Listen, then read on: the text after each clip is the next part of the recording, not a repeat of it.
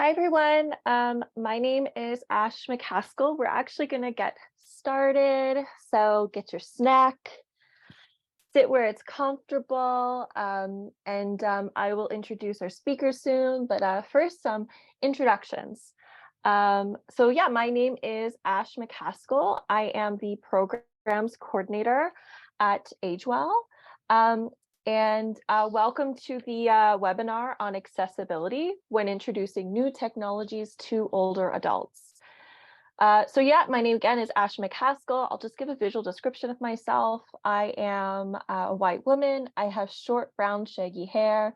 I wear cat-eyed glasses that have kind of a speckled green and blue top. If you can't see, there you go, for all the glasses lovers out there.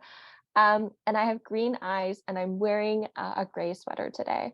And I'm in what I call my soft office, which is my bedroom, because I am a mom. My 1.5-year-old son is sick right now, so he's sitting outside with dad, and I decided to do today's webinar from my bedroom. So I am so excited to have you all here today. Before I introduce our amazing speakers, who I also will be presenting with, I just wanted to give a brief land acknowledgement. So although we are meeting virtually today, we would like to acknowledge the Indigenous peoples of all the lands our speakers inhabit. We do this to reaffirm our commitment and responsibility in improving relationships between nations commitment and responsibility to improving relationships between nations and to improving our understanding of local Indigenous peoples and their cultures. We encourage you to reflect on the land of which you're located and to consider your relationship to the land and to the people who are the traditional keepers of that land. Just some accessibility points. So firstly, I want to just acknowledge that today's webinar is being recorded, and that recording will be available on the AgeWell website after the event. I also just want to remind people that we really value your participation, and we want you to have a good experience. And a part of that is that we expect, obviously, all speakers and attendees to show respect and kindness, because we're all sharing this space today. So please note that anyone that's showing harassment will be removed from the event. You will see that we do have a Q&A feature that is available on the lower part of the Zoom screen. It's has kind of like two windows that look like dialogue boxes and the letters Q and A. If you post a question, those will be only available to myself and the panelists. And at the end of our event today, we will ask you guys all a question, which I will not say to give a bit of suspense. And this question, if you can ask a question, you can respond orally. And to do that, you just need to raise your hand, which is a feature at the bottom. And then I will ask you to unmute yourself. Yes, and again, use the chat option. That's amazing. My colleague, Allison Schneider, thank you, Allison. Shout out Allison, will be helping with today's chat. And her and I will be kind of helping with if there's any tech needs. And also just one other thing, if you're someone that needs closed captioning, so as we speak, that means there'll be an automated text that's going to be appearing in a black box with white text. You will see that at the bottom of your Zoom link, of the Zoom window with, I think it's a CC. So yes, you can turn that on and off at any time. And for now, before I start introducing our speakers, I really invite everyone to share where they're coming from today. I am coming from Montreal, Quebec, in my soft office. We want to know what parts of Canada or around the world you might be coming from today, so thank you so much. So I will introduce today's speakers, of which I've had the pleasure of working with. They both come from ACT, the Aging Communication and Technology Lab, previously known as the ACT project. Dr. Kim Sawchuk is the director of ACT. She is a professor in the Department of Communication Studies at Concordia University. She holds the Concordia University Research Chair in Mobile Media Studies, Tier 1, Recognizing her groundbreaking work on aging with mobile media, she's also the co-founder of the Mobile Media Lab, Concordia York, the co-director of the Participatory Media Cluster of the Milieu Institute at Concordia University, and a former editor of the Canadian Journal of Communication from 2006 to 2012. She has held a slew of key administrative positions across Concordia and has published 75 peer-reviewed articles, and on top of that, many amazing collaborations with others. She is also has produced several reports to federal and provincial governments on the intersection on media policy and older adults. She collaborates with community organizations in Montreal and has developed projects that utilize participatory action research and research creation approaches. And fun fact, she is the queen of camping and a fan of houseboats. Constance Lafontaine, our other speaker, is the Associate Director of ACT and works with the director to manage the project from Concordia University. As part of her work with ACT, Constance develops and leads participatory action research and research creation projects with Montreal-based partners and is passionate about access to digital technologies. In 2020, Constance was awarded Concordia University's Engaged Scholar Award for her work in the Montreal community. She's currently completing her PhD in Communication Studies at Concordia University, where she focuses on the intersections between discourses of global warming and contemporary animal spectacles, focusing on polar bear displays in Canada. And fun fact, Constance moonlights as a dog portraitist. And she also has a really cute Boston Terrier, which maybe she'll tell us about after. And then just for me, if you don't know me, like I said, I'm the programs coordinator at AgeWell and for the Epic AT platform. Before my time at AgeWell, I did a PhD in communication studies at Concordia University, where my work is mostly on accessibility in arts, working with the deaf, disability, and older adult communities. And yeah, I'm so excited for us all to be here. So I will send it over to Constance and Kim to start our presentation today. Thank you so much. Thank you, Ash. As you can see, the title that we proposed or was proposed to us is Accessibility when Introducing New Technologies to Older Adults.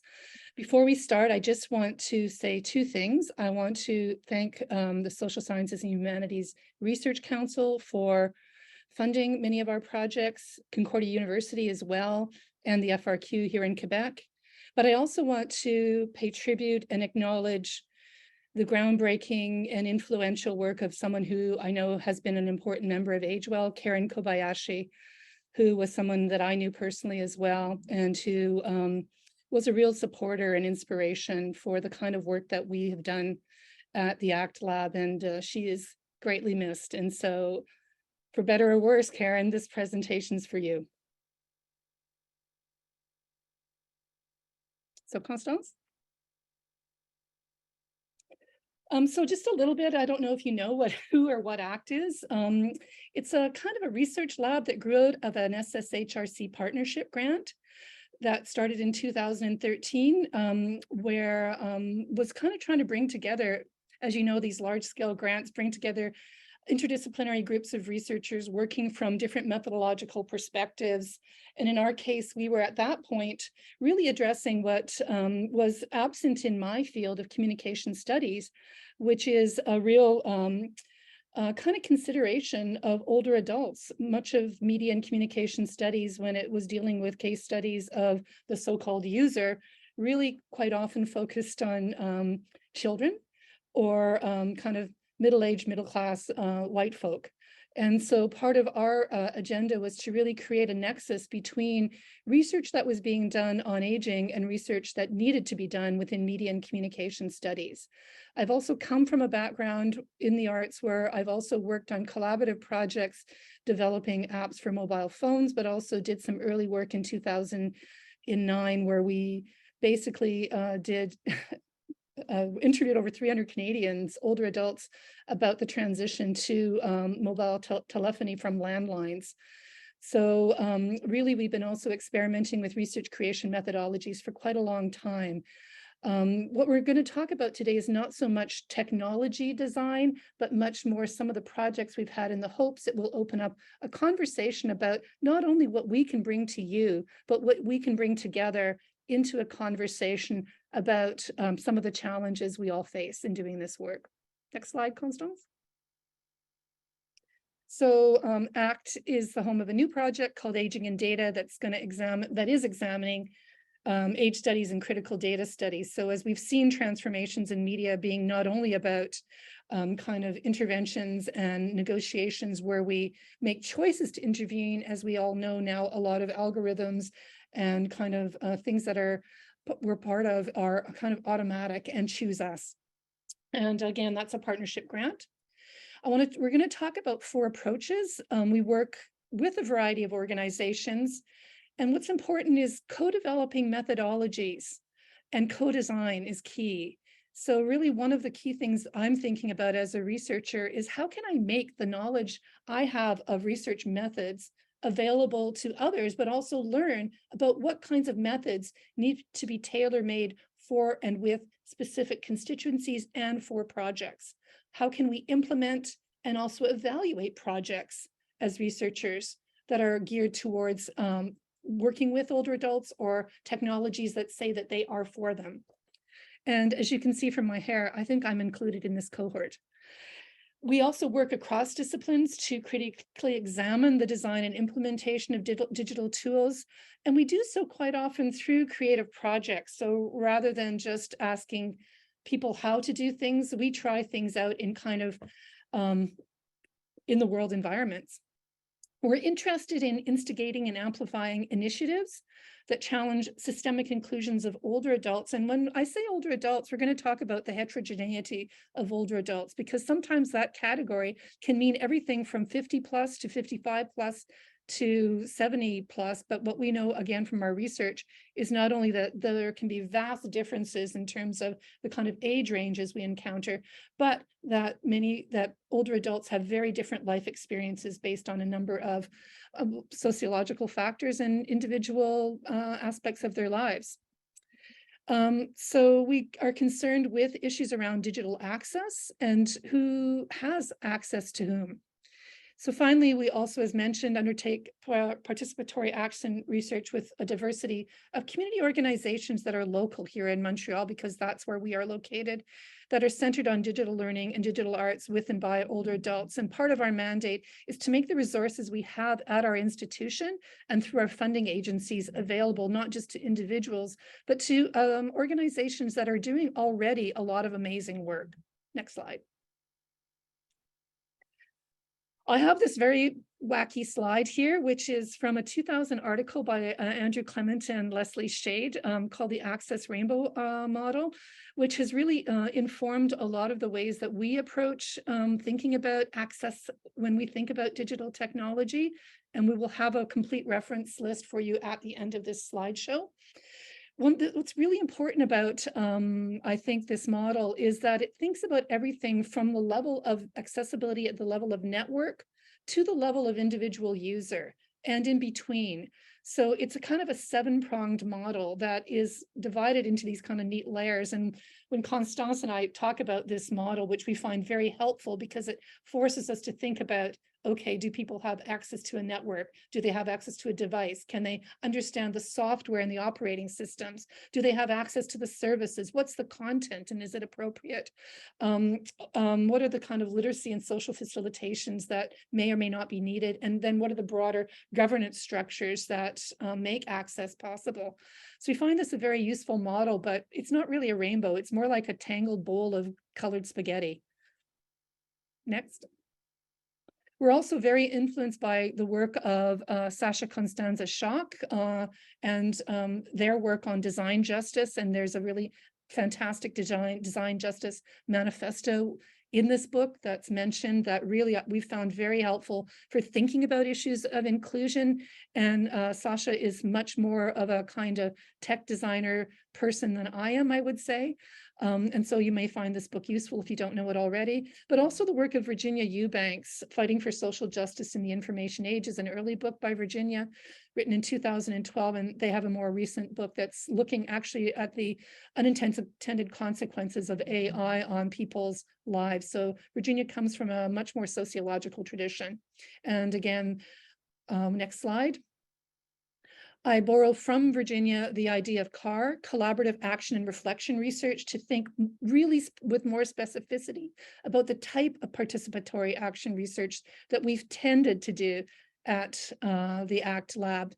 And one of the things that I think is really important, that may be a little bit of a sub-theme in our work here today, is Virginia Eubanks is really concerned with issues of social class, and really thinks as well about how poor and working class people already have vast experience with IT and often come to technology and social justice programs as knowledgeable and asset bearing rather than as deficient or needy.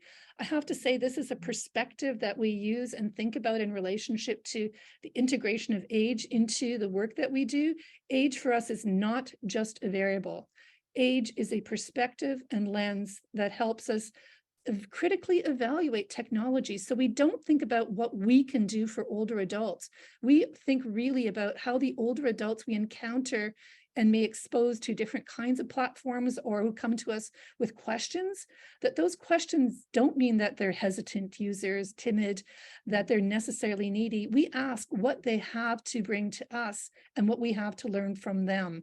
And to me, this is really, really important, this kind of from the get-go acknowledgement that as well, a lot of the older adults that I interviewed early on in my career studying the transition to mobile phone culture was understanding and being made to understand that these were people who'd lived through successive generations of communication and media technologies being presented to them as something that was going to make them healthier, smarter, richer, and happier in their lives. And so sometimes the hesitancy wasn't because they didn't know, but because they came with a history already of engagement with different forms of media and a kind of a skepticism that I think was warranted. Next. And that's it for me. My turn. Hi, everyone. So just building on what Kim was saying in terms of participatory action research and the kinds of things that we've been doing for the past more than a decade now, we've worked with a number of community organizations, many of which located in the Montreal area. And we've really focused on building long-lasting relationships of trust, where we've been able to find projects that connect both to research interests of the ACT Lab, but also very much to the missions and to the priorities and the learning needs of community organizations. So these are just a few of the projects that photos from a few of the projects that we've done, and Ash later on is going to take us through one of them in more detail. But we've done a lot of digital literacy workshops that are centered on creative outcomes. We've also co-designed projects with one of our close partners called RECA, Respecting Elders, Communities Against Abuse, which have included a food blog that represents the cultural diversity of their membership. And through that, they've also learned how to build a website. We've done a lot of digital storytelling over the years. And we've also, so this is a photo I took this morning of just a few offices down. This is our escape room. I don't know to what extent people are familiar with escape rooms, but the premise is that you enter a space and you are tasked with finding clues and solving riddles in order to escape. Now, usually these kinds of games, these commercial games, are centered around questions like, bank heist or something like that. And we decided in 2018 to see if we could work with community organizations and see if there was any interest in taking the genre and appropriating it to something that would be meaningful to our work together. So in this case, we worked with RECA, who gave us also language to build an escape room here on older adult mistreatment or elder abuse. And so in this particular room in Sandra's Keys, you're invited as a friend to enter Sandra's apartment and to retrieve her keys and come to recognize a myriad of signs of abuse within a family setting. So through that, you learn about what is financial abuse, what is psychological abuse, what could physical abuse look like, and then it's followed by a debrief. And this was very much a project done with RECA, so a community organization, and also working with a social worker who's an expert on older adult mistreatment from another partner, the Centre de Recherche et d'Expertise en Gérontologie Sociale here in Montreal. So here just showing how we come to partnerships often not with an already made idea of what the eventual outcome or project is going to look like, and it's something that emerges over time in a way that makes sense to everyone involved. Now looking at older adults and digital access. So going back and thinking about the intersectionalities that are important to think about when we're talking about digital access. So the rainbow is already giving us a sense of all the different elements that need to come into play. And we're also realizing that there are other things, with our tangled bowl of spaghetti to think about, and the place of access, and also one's personal circumstances and their previous experience with technologies, and what that means in terms of their ability to afford digital technologies, to learn digital technologies, or to otherwise be excluded in some way from a society that is increasingly relying on digital technologies for all sorts of services, from government services to goods and services, as we saw during the COVID pandemic, for instance. So some sobering facts: Canadians spend an average of $233 on communication services per household. That is monthly. Older adults, it's slightly lower that, but it's still extremely high at about $200 a month. And that includes people who have low income. Canada has some of the highest communication costs in the industrialized world. We are second after South Korea. And these costs are prohibitive for those with low income. We've done qualitative studies on the affordability of telecommunication, and people have disclosed to us quite clearly that they are cutting down on food, they're cutting down on medication so that they can afford their cell phone.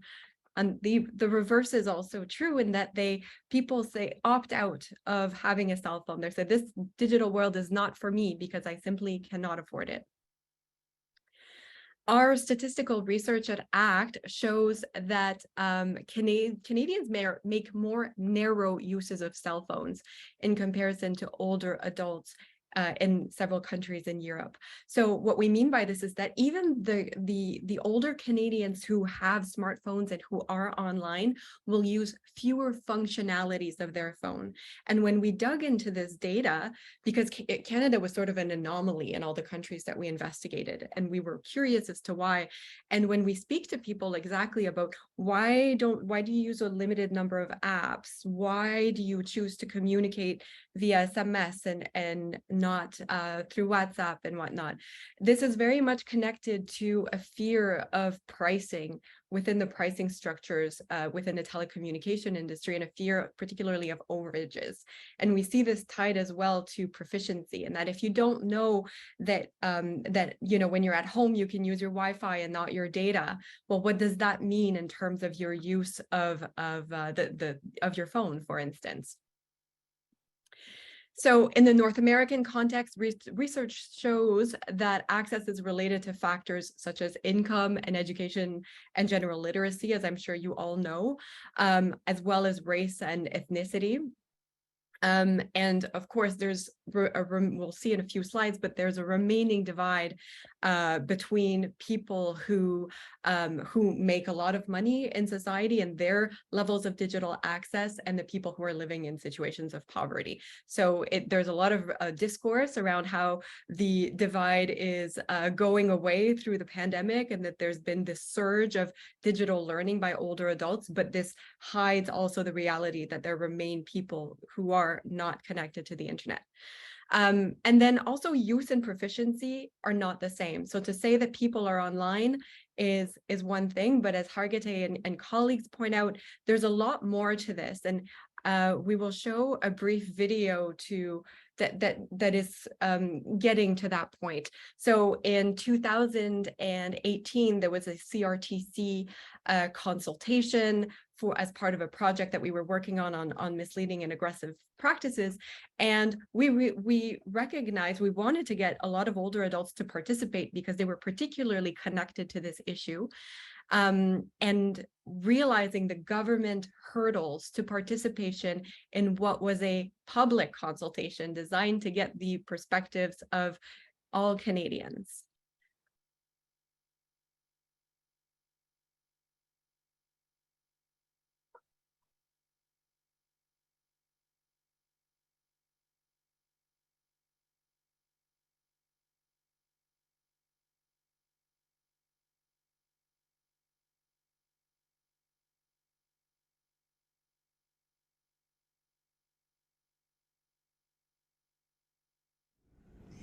I'm Marietta Lebelski. I've been working on the computers for I would say, at least 10 years. My name is Sadika. I am sitting here on this computer to see that if I can give my comments to CRTC inquiry. Yeah.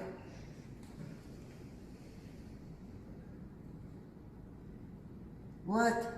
To view the detail of the notice, do that. To view the detail of the application reference, click on the link to convergence. Unless you really have graduate degrees, I don't think most people would know what a high school graduate would know what a convergence is. Call for comments on market capacity and the appropriateness of issuing a call for radio applications to serve Quebec. Quebec deadline for submission of comments. But this, I am not going on the radio application. No, this has nothing to do with me. Change to procedure, revised deadline for submission of comment. Where would I go? Let me see whether they are something else. It's not intervention. It's objection. Support, definitely not. Comment, I think. Opposition? Okay, let me see what I'm going to say.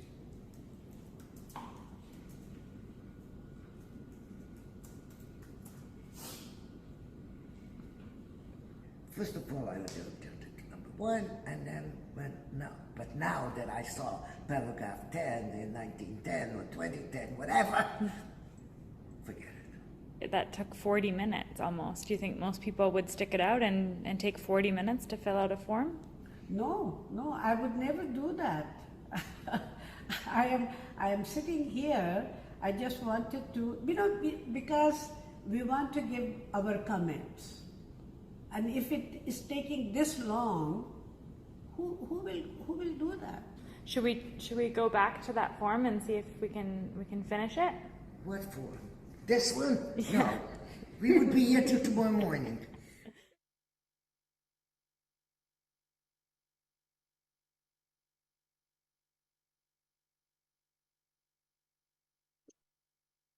So as we saw from this, and from having conversations afterwards with the CRTC, they had tested their platform, and they thought that they were doing a wonderful job, and had not tested their platform with a wide range of people. They had tested it with people who were already involved in the policy world. And this resulted in a situation where the people who were most likely to participate in the public consultations that were run by the government were those who were already very much looped into these circles. So as I was mentioning, apologies, this is a screen capture from a French language report. But here just maybe focusing on the fact that even though there is this discourse that older adults are more online, it remains that 55% of the older adults 65 and over who make less than 20,000 a year are not users of the internet. And you can compare that with higher salaries, in which case they have much higher use and higher frequency of use. And here as well, in terms of the kinds of use that they make of technologies, we're seeing here that the people who have more money are making use of more different kinds of devices. And then when we get to more specific devices like tracking watches, here is the last one, we see that 1% of older adults who make less than 20K have these watches. And so just to also remember that the median salary for older adults in Canada is about 30,000. So we're actually talking about a lot of people who are living in a situation of poverty in their later lives and who have a very different relationship to technologies than what we might expect or what people might be designing for.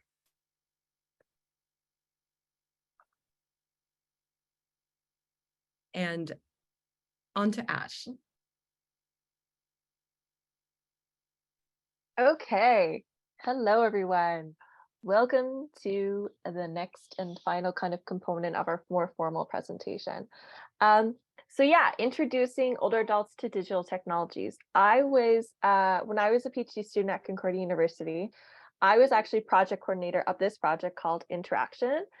Interaction is a intergenerational project that brings together community organizations, older adults, and graduate students to exchange knowledges on digital technologies. And actually, this was something that we did, and it continues on. It's an 8-year project. It's an 8-year ongoing project. And some of the kind of digital technologies that we did and kind of focused on were the internet, digital photography, digital storytelling. We organized workshops, and it was really exciting when I got to do it during that time. So we'll go to the next slide just to kind of give a bit more about this project. So the aim of the Interaction Project was to provide digital literacy to low-income housing for older adults, which in Quebec, we would call an HLM, which stands for Habitation à Loyer Modéré. And so the project has had a history of working across 4 HLMs, creating workshops, drop-in sessions for older adults to learn computer and internet skills. It's created opportunities for them to engage with others in the community, and has fostered a really important intergenerational dialogue. The important element to note about this project was the workshops themselves were actually done in the HLMs, the community spaces themselves. So they just had to get out of their apartment, go downstairs, and meet us there, which was such a wonderful experience. These to alleviate concerns about access, both financial and social, we ensure to supply, we meaning ACT, supplied tablets and laptops for the people that did drop in. Sometimes people brought their own laptop or tablet, or even their own digital camera.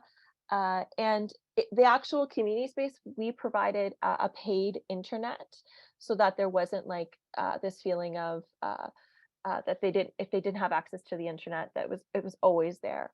And so in terms of some of the workshops too, we also would loan digital cameras and audio recorders, which I'll kind of talk more about the different types of workshops.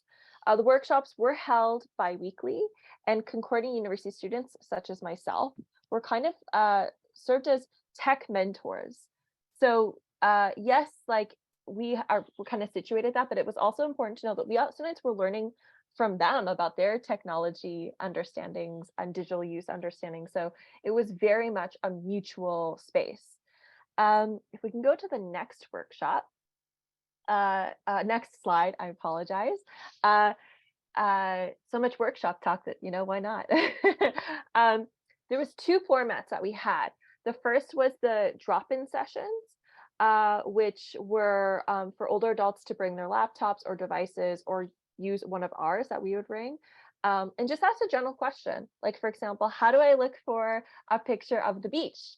How do I send an email? How do I set up an email account? My computer is not working because of this. So we were almost kind of helping them with this, but also sometimes learning with them, because Lord knows I didn't always know every single answer. So I would often Google with them what the answer was, which was always kind of fun. The other component that we did was creative workshops, which was something I would just jazzed me.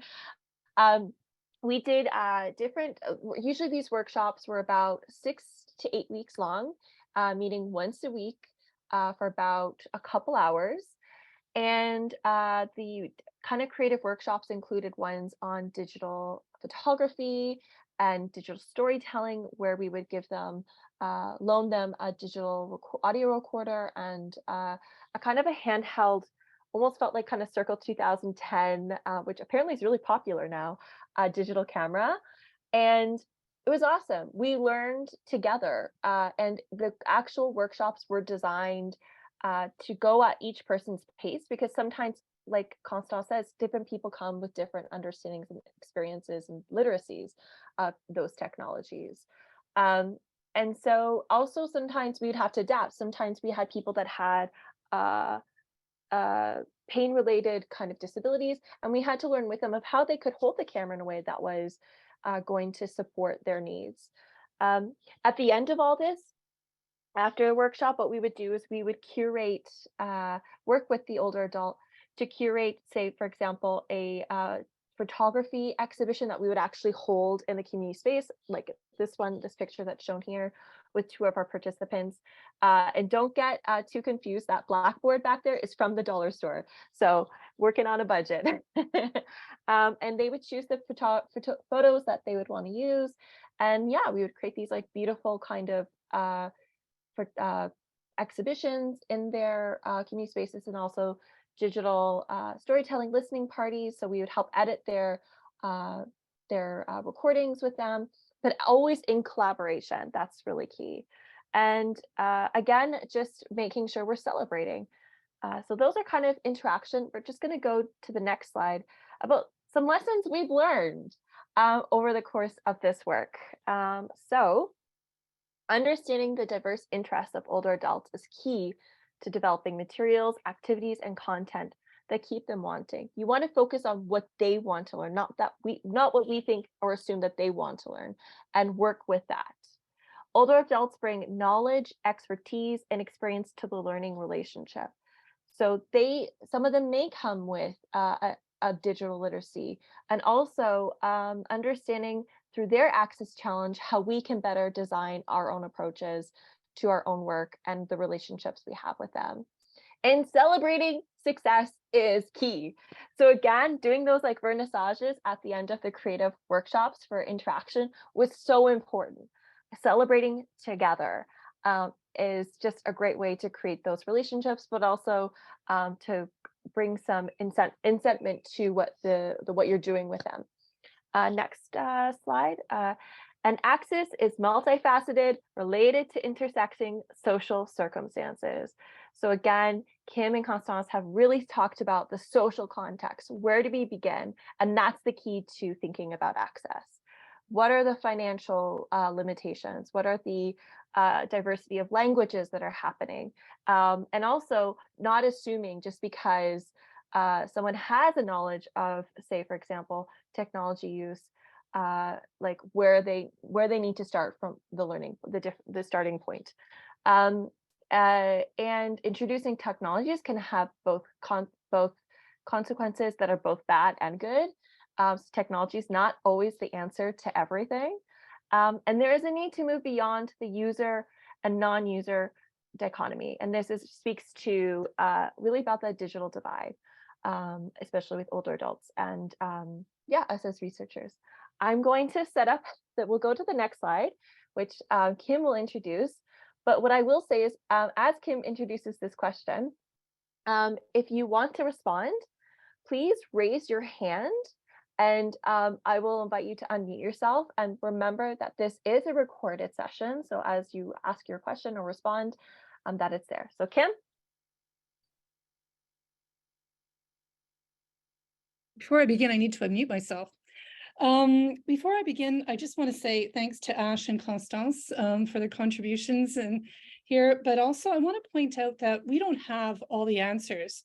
We tend to use the word promising practices when we talk about what we try rather than best practices, because we can't assume that what lessons learned from one context can necessarily be transposed into another, and that it's important to work with whoever you're working with to decide the methodologies from the beginning of the project that you set up to the end. But there's a few things that I also want to point out. We don't have a slide for this, that I think have been some challenges and continue to be some challenges. One is the challenge of scalability. If you do something in one HLM, can you do it in 4? Should you make it something that also branches or reaches out to a larger number of organizations or individuals? What does it mean to take a project that works for 1 or 2 or 3 or 4 people and try and make it for 20 or 30 or 40? So the question of scalability, I think, is a challenge and an issue. The question of sustainability, I think, is another issue. And I mean this in 2 senses. I mean that by sustainability, what happens when we leave? Who gets the technology? If we've opened up the possibility of fantastic creative learning using the internet, what if you can't afford it? Who takes care of the technologies even if we leave them behind, and who pays the bills later? So again, what does it mean to kind of go into an organization or a community and kind of show them something that can be exciting, and then we leave? Maybe we don't, and that's something why we sometimes at the lab sort of choose to not scale up and out, because we just can't. We also have a commitment to working with organizations that we continue to develop relations of trust with, because we want to continue assisting and helping to fund the mandates that they have. But it's still always an issue of like feeling as researchers, how do we deal with this at the ethics of the way that we move in and out of things? There's also the issue of waste. And I mean this in 2 senses. Behind me, you can't see, but that's a wall of blackberries that I procured from another project that happened. Half of them weren't used. They cost like about $800 each. And I kind of got them from somebody's garage, and I have them up there because I thought we could maybe work to recycle the operating systems for a new project on with a digital literacy organization here with older adults, to do our own storytelling with younger kids who have literacy issues, working with older adults.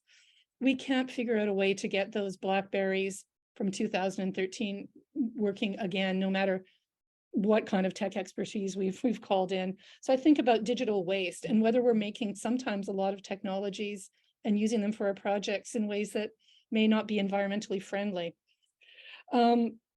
Finally, there's questions as well of recruitment and representation, and some of that you've seen in our slides. So those are just some of the issues that we're constantly contending with. This work is hard, takes time, and also takes a lot more hours and people hours than I think sometimes is acknowledged. So given that, I want to just end, and we have about 15 minutes, I think, left for discussion, with asking, we've talked about ourselves. Oh, well, I hope it's been of some interest or help, perhaps not. But I'm really interested in what projects all of you out there in Zoomland have done, the strategies you've adopted or found that have helped with some of the issues that you've had to contend with, and what's worked and not worked. And sometimes I think that we live in such a promotional academic culture, and within a discourse of what Vincent Mosco many years ago called the technological sublime, that we tend to kind of talk about what works with excitement, but we can learn so much from sometimes also talking about the challenges. I don't want to say failures, but also lessons learned, where we feel like maybe, there's things that didn't go so well that can sometimes, in our case, I will tell you, continue and remain to be things that don't get solved with one project, but have to be reworked with every single project that we enter into. So with that, I just thank you all for being here today and open up the floor to questions, and hopefully for you talking about yourselves. So again, just to let everyone know, you can use the raise hand feature that's going to be at the bottom of the Zoom. And I will be able to see that. And then I will basically just allow you to unmute yourself and share your question.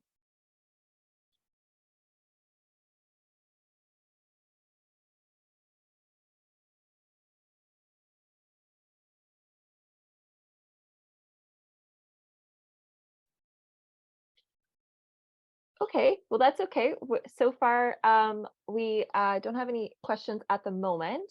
But maybe if we can, maybe we can talk about some of our challenges that we have kind of faced. Maybe we can start talking, and then that may prompt some more conversation. Constance, can you maybe expand more on like some of the challenges that you've had in the project and strategies that you've had to adopt to kind of explore that?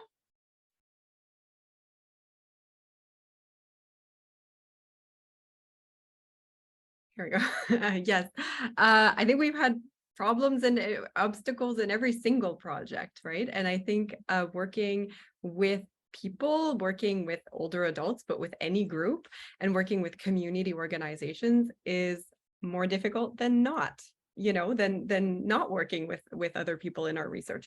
So I think in terms of building these relationships, there are always kind of small challenges and then bigger challenges to overcome. One of the ones that comes to mind is that actually with the same organization that we've done almost a decade of digital literacy workshops in low-income housing, there was an interest in building a project during COVID, because during COVID we couldn't do this, right? We couldn't go into the common rooms.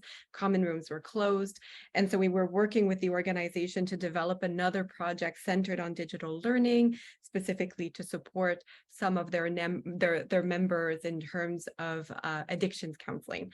So, and this was a wonderful project, and it's realizing that as well designed as a project can be, and as co-designed with members of the organizations, this is always contingent upon people. And in that particular circumstance, the person that we had designed the project with left the organization. There was a new director in place, so we had to also co-design again. We have this commitment to making our projects meaningful to the organization, in the sense that it will address their key concerns and their mission. So we redesigned a digital literacy project and started delivering on that. And then we got a new director as part of the organization, so redesigned again. So there are a lot of obstacles connected to that, connected to the reality of working with community organizations that have high rates of burnout, that also are dealing with a pandemic, and having to digitize their own work. So this is something that comes to mind. And in terms of solution, I think we had the luxury at the time of being as flexible as we could be in terms of building projects that continue to make sense. But another part of that is also realizing that sometimes things just won't work and don't work, and it's okay to let some projects go.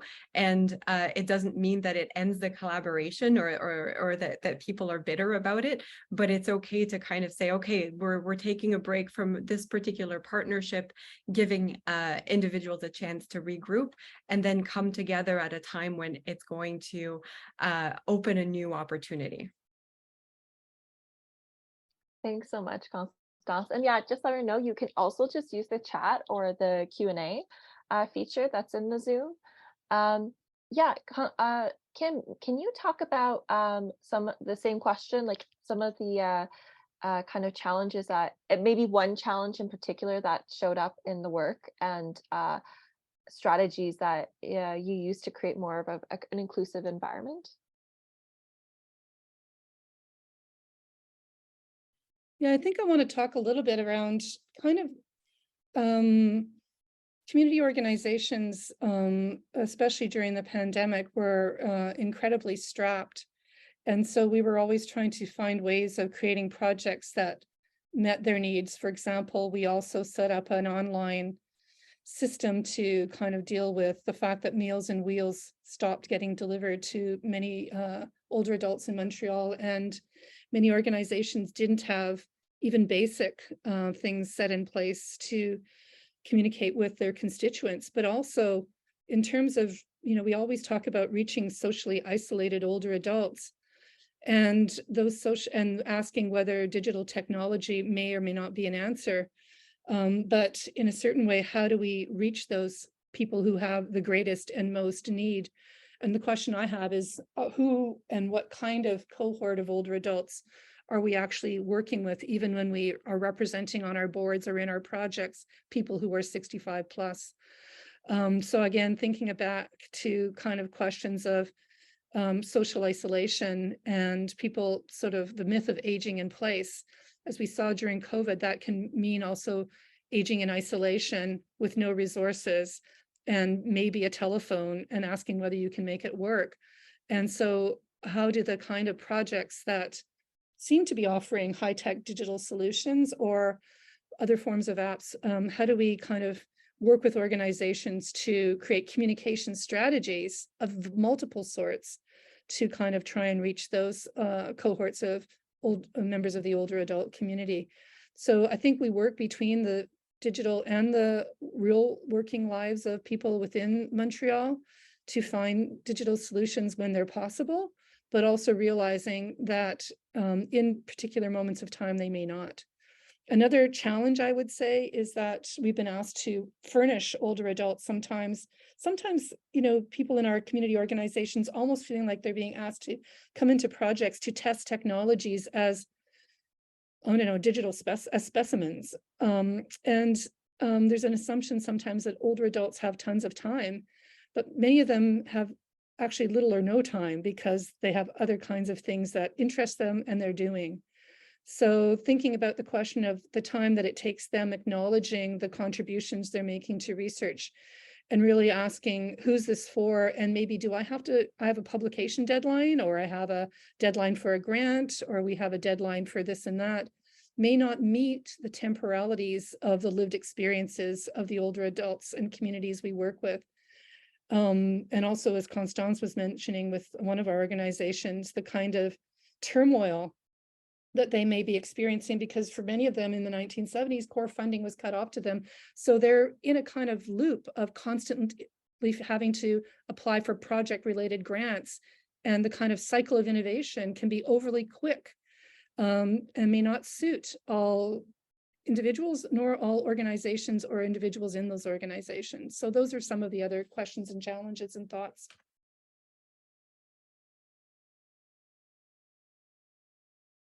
Thank you so much, Kim and Constance.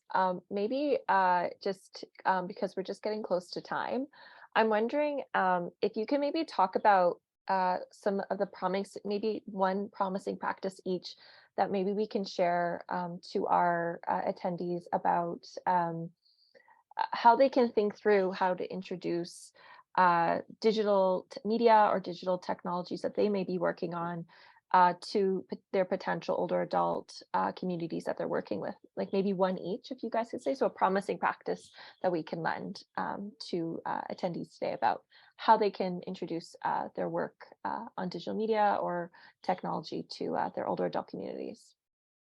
Constance, maybe? Sure. We've hinted at some of them throughout this presentation.